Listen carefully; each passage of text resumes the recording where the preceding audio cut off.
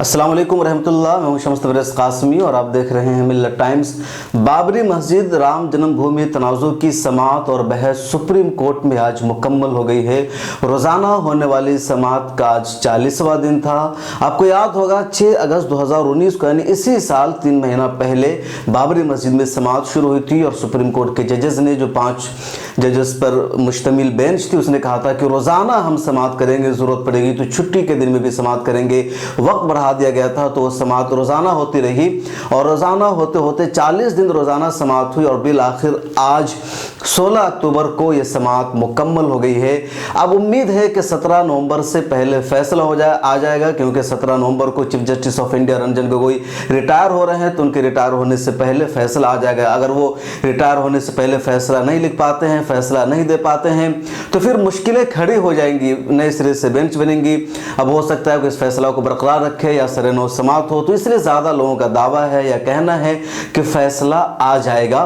बहरहाल 40 दिन तक समाप्त हुई और 40 दिन की समाप्त की जो पूरी तफसीलात है मिल्लत टाइम्स में हम आपको बता चुके हैं। मिल्लत टाइम्स के यूट्यूब चैनल पर भी, वेबसाइट पर भी, यानी दोनों तरह से आपको तफसीलात बताई जा चुकी है। आज कोर्ट रूम में क्या हुआ है वो हम आपको बताने जा रहे हैं। सोशल मीडिया के जरिए, मेन स्ट्रीम मीडिया के जरिए आपको खबर मिल चुकी होगी कि कोर्ट रूम में आज बहुत गहमा गहमी हुई और उस वक्त सबसे ज़्यादा तनाज़ुर बढ़ गया, हंगामा खड़ा हो गया जब मुसलमानों के वकील डॉक्टर राजू धवन ने हिंदू फरीक की तरफ से पेश किए गए राम मंदिर के उस नक्शा को फाड़ दिया जिसकी इजाज़त खुद सुप्रीम कोर्ट के जज ने दी। यानी उन्होंने भी फर्जी तस्लीम कर लिया था और कहा था कि आप इसको फाड़ सकते हैं। दरअसल हुआ क्या था वो हम आपको पहले बता देते हैं, फिर तफसील बताएंगे।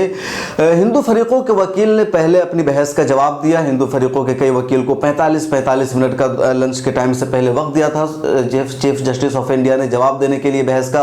तो उन लोगों ने अपनी बहस के दौरान जहाँ कई सारी बात की, उसमें 2-3 किताब चीफ जस्टिस ऑफ इंडिया को जजेस को दी और उसमें एक नक्शा पेश किया और कहा कि यह नक्शा है राम मंदिर का, और वो नक्शा की कॉपी उन्होंने मुस्लिम फरीकों के वकील डॉक्टर राजू धवन को भी पेश की। उस पर डॉक्टर राजू धवन ने कहा कि माय लॉर्ड, ये नक्शा फर्जी है, ये फेंक देने के काबिल है, किसी भी काम के नक्शा नहीं है। तो चीफ जस्टिस ऑफ इंडिया ने कहा आप चाहें तो इसको फाड़ सकते हैं। उसके बाद डॉक्टर राजू धवन ने भरी अदालत में राम मंदिर के उस फर्जी नक्शे को फाड़ दिया और फिर यहाँ से हंगामा खड़ा हो गया। टीवी चैनल पर खबर आई, सोशल मीडिया पर खबर वायरल हो गई कि डॉक्टर राजू धवन ने राम मंदिर के नक्शा को फाड़ दिया है। लंच के बाद जब सेशन शुरू हुआ तो उसमें भी यही बात शुरू हुई, तो उस पर चीफ जस्टिस ऑफ इंडिया को खिताब करते हुए डॉक्टर राजू धवन ने कहा कि आपने खुद कहा था कि आप इसे फेंक सकते हैं, फाड़ सकते हैं, तब हमने फाड़ा है। और चीफ जस्टिस ने तस्लीम किया कि डॉक्टर राजू धवन ने हमारे हुक्म से उस नक्शे को फाड़ा है। हिंदू फरीकों के वकील ने आज 2-3 किताब भी चीफ जस्टिस ऑफ इंडिया को पेश की, जिस पर राजू धवन ने एतराज जताया और कहा कि किताबें अभी की लिखी हुई है और इन किताबों को रिकॉर्ड में शामिल नहीं किया जा सकता है, ये किताबें हवाला का काम नहीं कर सकती है और इसको आप मत रखिए। चीफ जस्टिस ऑफ इंडिया ने तमाम उन किताबों को रख लिया और कहा कि फैसला लिखे जाने के बाद हम इन किताबों का मुताला करेंगे, इन किताबों को पढ़ेंगे, तो बात उन्होंने रख ली।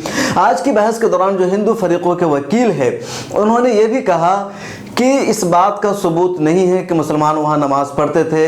ये कहा जाता है कि मुगलिया दौर में या अंग्रेज़ों की हुकूमत में मस्जिद के लिए ग्रांट मिलती थी, तो ये मुसलमानों के हक़ मिल्कियत का सबूत या और इसको दलील आप नहीं बना सकते हैं। उन लोगों ने भी कहा कि 1885 से 1934 तक मुसलमान वहाँ सिर्फ जुमा की नमाज़ पढ़ते रहे हैं और जुमा की नमाज़ पढ़ने से मुसलमानों की मस्जिद नहीं हो जाएगी, जबकि हिंदुओं का अक़ीदा है, उनकी आस्था है कि शुरू से हम वहाँ राम की पूजा करते रहे हैं। एक और सवाल के जवाब में हिंदू फरीकों के वकील ने कहा कि वहाँ मूर्ति हो ना हो उससे फ़र्क नहीं पड़ता है। हिंदुओं का यह अक़ीदा था, हिंदुओं की आस्था है कि वहाँ राम का जन्म हुआ तो हम वहाँ राम की पूजा करते रहे और यही माना जाएगा, मूर्ति का होना कोई ज़रूरी नहीं था। हिंदू फरीकों ने मुसलमानों की दलील को इस तरह भी कंडम करने की कोशिश की कि बाबर एक लुटेरा था, एक हमला आवर था, उसने आकर हिंदुस्तान पर हमला किया था, राम जन्म स्थान पर हमला किया था, इसलिए तारीख़ को दुरुस्त करने का वक्त आ गया है और ये वक्त यही है कि वहाँ पर राम मंदिर बनाई जाए, हिंदुओं के हक़ में फैसला है। लंच के बाद डॉक्टर राजू धवन ने अपनी बहस को 1 घंटा से ज़्यादा वक्त उन्होंने लिया और बहस का जवाब देते हुए कहा कि ये बात साबित है कि वहाँ मीर बाकर ने 1528 में मस्जिद बनाई थी, तमाम हवाला मौजूद है, तारीख़ मौजूद है, रिकॉर्ड मौजूद है। मुसलमान वहाँ 1949 तक, यानी 22-23 दिसंबर की दरमियानी शब 1949 तक नमाज पढ़ते रहे हैं। ये भी दुनिया के सामने है और तमाम तारीखों में बात मौजूद है। दुनिया भर के सयाह भी इससे वाकिफ़ है, अंग्रेज़ हुकूमत इससे वाकिफ़ है और मुसलमानों ने ही तनाज़ुर होने के बाद उन्हें राम चबूतरा की जगह दी थी। डॉक्टर राजू धवन ने भी कहा कि 1934 से पहले इन लोगों ने कभी दावा ही नहीं किया था कि यहाँ राम का जन्म हुआ था या जन्म स्थान है, और ना जो वेद है या जो मजहबी किताबें हिंदुओं की, वहाँ भी कहीं कोई तस्करा नहीं है कि राम इस मस्जिद में पैदा हुए थे। हिंदू फरीकों ने यह भी कहा कि हमारे पास पूजा करने के लिए कोई और जगह नहीं है हिंदुस्तान में, राम का जन्म स्थान इसलिए दिया जाए, मुसलमानों के पास दुनिया भर में जगह है, हमारा वह अकीदा है।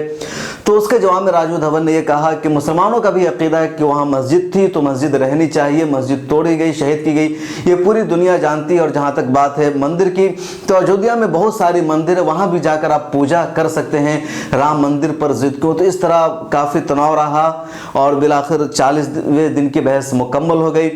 एक और बात जो आज सुप्रीम कोर्ट में हुई है और जो न्यूज़ 18 ने खबर चलाई है, जिस पर काफ़ी एक हंगामा मचा हुआ है, बेचैनी फैली हुई है, और बात यह है कि सुन्नी वक्फ बोर्ड, चूँकि असल जो बाबरी मस्जिद जिसकी मिल्कियत में है, जिसकी तहवील में है, वो है सुन्नी वक्फ बोर्ड। तो सुन्नी वक्फ बोर्ड के बारे में न्यूज़ 18 ने यह दावा किया कि उन्होंने अदालत में एक हलफनामा दाखिल किया जिसमें ये कहा है कि हम अपना मुकदमा वापस ले लेते हैं। और इस खबर ने मुसलमानों को ख़ास तौर से बहुत बेचैन कर दिया हुआ। हमारे पास भी बहुत सारे लोगों के फ़ोन आए, मैसेजेस आ रहे हैं। न्यूज़ 18 ने खबर चलाई थी तो उसके बारे में कोई पुख्ता अब तक इत्तलात नहीं आ पाई है। डॉक्टर कासिम रसूल इलियास और कई जिम्मेदारों से हमारी बातचीत हुई तो उन्होंने कहा कि जो 72 एकड़ अराजी है जिस पर मेन तनाज़ुर है, उस बारे में किसी तरह की कोई बात नहीं की गई। एडवोकेट ज़फ़र याब जिलानी का भी बयान है, उन्होंने भी कहा कि उस ज़मीन के बारे में किसी तरह की कोई बात नहीं की गई है और ना कोई मुकदमा पीछे और ना कोई पीछे हटा है, ना किसी ने मुकदमा को वापस लिया है। महज एक साजिश के तहत इस तरह की अफवाह फैलाई गई है कि इसको कमज़ोर करने की कोशिश की जा रही है। और इधर जो all India Muslim personal law board के जनरल सेक्रेटरी है मौलाना वली रहमानी, और all India Muslim personal law board इस केस को शुरू से देख रहा है, उसकी जिम्मेदारी में है, तो उनका स्टेटमेंट आया है। उन्होंने ये कहा है कि all India Muslim personal law board अपने नहज पर, अपने मौक़िफ़ पर कायम है और अगर कोई पीछे हट जाता है तो उससे केस ज़रा बराबर कमज़ोर नहीं होगा, क्योंकि ये मिल्कियत का मामला है, हिंदू मुसलमानों का मसला, एक ज़मीन का मसला है और ये वक्फ़ की ज़मीन है। तो जो वाकिफ़ होता है, सुन्नी वक्फ बोर्ड की हैसियत एक वाकिफ़ की थी, तो उसकी मिल्कियत नहीं होती, उसकी ज़िम्मे हिफाजत करना होता है। अगर वो पीछे हट भी जाए और कह दे कि मुकदमा वापस लेते हैं तो उससे कोई फ़र्क नहीं पड़ता है। और तनहा सुन्नी वक्फ बोर्ड यहाँ फ़रीक नहीं बल्कि मुसलमानों की तरफ से 8 फ़रीक है, तो उससे मुकदमा पर कोई फ़र्क नहीं पड़ेगा। और उम्मीद यही कि जो जजेस हैं वो इसकी बुनियाद पर कोई फ़ैसला नहीं करेंगे बल्कि देखेंगे कि मिल्कियत का दावा किसका मजबूत है। जमीयत उलमा हिंद के सदर मौलाना अरशद मदनी का भी रद्द अमल आया है। 8 फरीक जो मुसलमानों की तरफ से, उसमें से 1 फरीक जमीयत उलमा हिंद है, 7 फरीक की नुमाइंदगी all India Muslim personal law board करती है। तो मौलाना अरशद मदनी का जो रद्द अमल है, उन्होंने यही कहा है कि वाकिफ़ का जो काम है उसकी हिफाजत करना होता है, ना कि ज़मीन उसकी मिल्कियत होती है। ज़मीन अल्लाह की, मस्जिद अल्लाह की होती है, वाकिफ़ का काम महज उसकी हिफाजत करना होता है। इसलिए इस मुकदमे पर कोई असर नहीं पड़ेगा। जो लोग कुछ कर रहे हैं वो हुकूमत के दबाव में कर रहे हैं, क्योंकि सुन्नी वक्फ बोर्ड एक सरकारी अदारा है, यूपी हुकूमत उसकी निगरान यूपी हुकूमत का है, तो सरकार दबाव बनाकर उससे कर रही है और जो ज़फ़र फ़ारूक़ी हैं वो ऐसा कर सकते हैं। तो लेकिन मुकदमा पर कोई असर नहीं पड़ेगा। जो साफ़ और खुलासे की बात वही है, तो इस पर कोई घबराने की ज़रूरत नहीं है। अब आने वाले दिनों में क्या होगा, आने वाला वक्त बताएगा। लेकिन अब 40 दिनों की बहस मुकम्मल हो गई है। चीफ जस्टिस ऑफ इंडिया ने दोनों फरीक को कहा है कि 3 दिन के अंदर अपना तहरीरी जवाबनामा दाखिल कर दे, और जो आइन है उसकी 142 के तहत जो जजेस हैं वो दोनों फरीक को बुलाकर बातचीत भी करेंगे। अगर वो सुलह समझौता के लिए तैयार है, कोई आपस में कर सकते नहीं कर सकते, उसके बाद ही सुप्रीम कोर्ट के जज अपना फैसला सुनाएंगे। 5 जजेस की ये बेंच है, आइनी बेंच है, और 17 नवंबर को chief justice of India retire हो रहे। तब देखिए क्या फैसला आता है, ऊंट किस करवट बैठता है। लेकिन जो बात अब तक हम आपको तफसील से बता चुके हैं वो यही है कि जो तनाज़ुर है, जो लड़ाई है, वो इस बात की है कि उस जगह की मिल्कियत का सबूत किसके पास है। बाबरी मस्जिद जो पूरा झगड़ा जिस जगह पर है, अराजी पर अयोध्या में, वो टाइटल सूट किसका है। तो अब तक जो बहस हुई है उसमें हिंदुओं ने सिर्फ आस्था को सबूत बनाया कि यहाँ पर हिंदुओं की आस्था है कि राम यहाँ जन्म हुए थे, और उसमें भी तब्दीली होती रही है। पहले उन्होंने कहा कि अयोध्या में राम का जन्म हुआ, उसके बाद बाहर जो चबूतरा है वहां पर उनका दावा था कि यहाँ पर राम का जन्म हुआ, और बाद में उन्होंने आकर के इधर 1985 के बाद कहने लगे कि जो मेन गुंबद है बाबरी मस्जिद का उसके नीचे राम प्रकट हुए थे। तो ये उनके दावे में तब्दीली होती रही है। वो कभी ये कहते हैं कि बाबर ने यहाँ मस्जिद तामीर कराई थी, कभी ये कहते हैं कि औरंगजेब ने मस्जिद तामीर कराई थी। तो उनके यहाँ तजाद भी है। वो लोग अब तक ये साबित नहीं कर पाए कि वहाँ मंदिर थी या नहीं थी, मंदिर थी तो कब और किसने मंदिर मुनहदिम की, तो बस एक दावा है, कोई भी रिटर्न में और तहरीरी और तारीखी सबूत उनके पास नहीं है। दूसरी तरफ मुसलमानों ने सबूत पेश किया है कि यहाँ बाबर ने मस्जिद बनाई थी, हिस्टोरिकल सबूत है। मुसलमानों ने यह भी सबूत पेश किया कि यहाँ कोई मंदिर नहीं थी। आसार कदीमा की जो रिपोर्ट है, जो खुदाई हुई थी आर्कियोलॉजिकल सर्वे ऑफ इंडिया की, उसमें भी ऐसा कुछ नहीं मिला जिससे पता चले कि यहाँ मंदिर थी या मंदिर तोड़कर मस्जिद बनाई गई थी। मुसलमानों ने यह भी साबित किया कि 1949 तक बाज़ाब्ता वहां नमाज पढ़ी जा रही थी। मुसलमानों ने यह भी साबित किया कि 5 दिसंबर 1992 तक वहां मस्जिद थी, जिसे 6 दिसंबर को शहीद कर दिया गया। और मुस्लिम फरीकों की जानिब से डॉक्टर राजू धवन ने मुतालबा किया कि मुसलमानों का मुतालबा है कि उन्हें इंसाफ मिलना चाहिए, और 5 दिसंबर 1992 को जिस तरह मस्जिद थी उसी हाल में उन्हें मस्जिद वापस की जाए, यही इंसाफ होगा। और इन्हीं सारी बातों के साथ आज सुप्रीम कोर्ट में बाबरी मस्जिद मिल्कियत मुकदमा की समाअत मुकम्मल हो गई, बहस मुकम्मल हो गई। 40वां दिन था, 40 दिन में बहस मुकम्मल हो गई। अब फैसला आने का इंतजार है, क्या फैसला आएगा आने वाला वक्त देखिए। लेकिन मुस्लिम फरीकों के वकील डॉक्टर राजू धवन ने अपनी बहस का इख्तिताम अल्लामा इकबाल की जो मशहूर नज़म है वो पढ़कर किया, और वो हम आपको सुना देते हैं कि डॉक्टर राजू धवन ने सुप्रीम कोर्ट में शेर पढ़ा, मजहब नहीं सिखाता आपस में बैर रखना, हिंदी है हम वतन है हिंदुस्तान हमारा, यूनान और मिस्र रोमा सब मिट गए जहां से, अब तक मगर है बाकी नामो निशान हमारा। कुछ बात है कि हस्ती मिटती नहीं हमारी, अब तक मगर है बाकी नामो निशान हमारा।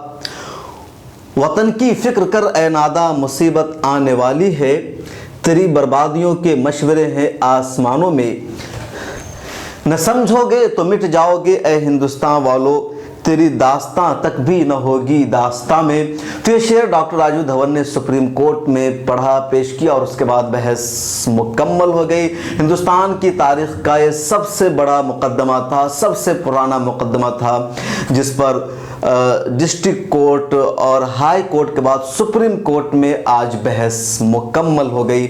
याद रखिए 16 तारीख 6 अगस्त 2019 को बहस की शुरुआत हुई थी, रोज़ाना की बुनियाद पर बहस होनी थी, और आज 16 अक्टूबर 2019 को बहस मुकम्मल हो गई है। 40 दिनों में 17 नवंबर से पहले फैसला आ जाएगा। क्या आ जाएगा, हमें आप पूरी दुनिया को इस फैसले का इंतजार है। मिलत टाइम्स की वीडियोस देखने के लिए यहाँ क्लिक करके सब्सक्राइब करें, और हाँ, बेल आइकन जरूर दबाएं। अगर फेसबुक पर देख रहे हैं तो पेज लाइक करें। ताज़ा तरीन खबरों और मज़ामीन के लिए विजिट करें हमारी वेबसाइट www.millettimes.com। हमारी ये वेबसाइट उर्दू, हिंदी, इंग्लिश तीनों लैंग्वेज में मौजूद है।